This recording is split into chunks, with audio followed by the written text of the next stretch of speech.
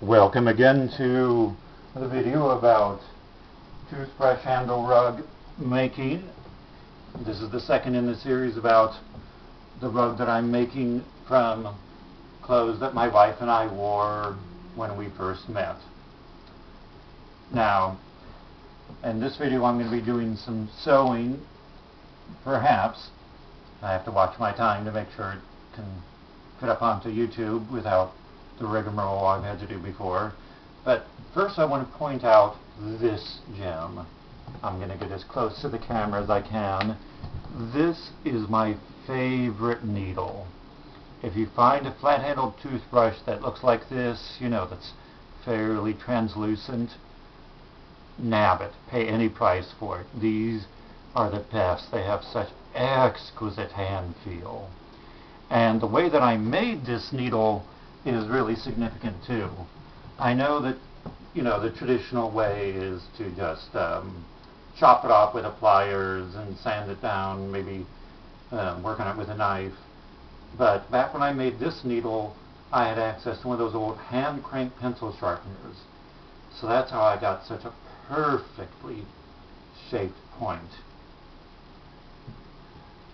Now next, instead of sewing, actually what I think I'm going to do is talk about the process of designing a rug and how this one came about. Some people plan out their rugs, you know, almost strip by strip before they start. I don't usually, because I prefer to do this in a more relaxed way. This is fun for me. If I were getting paid to do it, that would be a different story, but since I'm doing this to make myself happy, being relaxed is what makes me happy. And this actually started out kind of as a demonstration experimental rug for somebody who was interested in buying a rug from me. So this part in the center was that. But she decided that she wanted something of a different character. So the rug theme changed at that point. I decided to use complementary colors to the solid rose I'd had here. But I had not yet to that point worked in any of the clothes which have sentimental value, because those were not going to be sold. But starting then at this row, I started doing alternating solids and prints. And that's where I started introducing the ones of more sentimental value.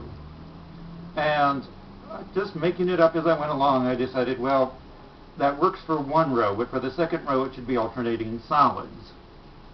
So from here on out to this point, that's what I've been doing, is one row's been solid print, the next row's been alternating solids. But the rug's getting about to the size I want it, and it's getting hard for me to find solids that I like enough to put into the rug to keep the right feel for it.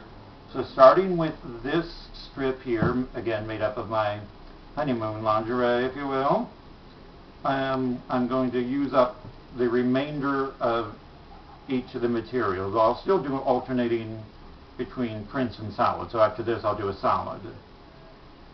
But really, it's such a creative artistic endeavor that you can have so much fun with. What I usually will do when I'm doing one just to make myself happy is I'll gather together a pile of clothes I think are going to be complementary, and then I'll just sort of go with the zen or the Tao of it.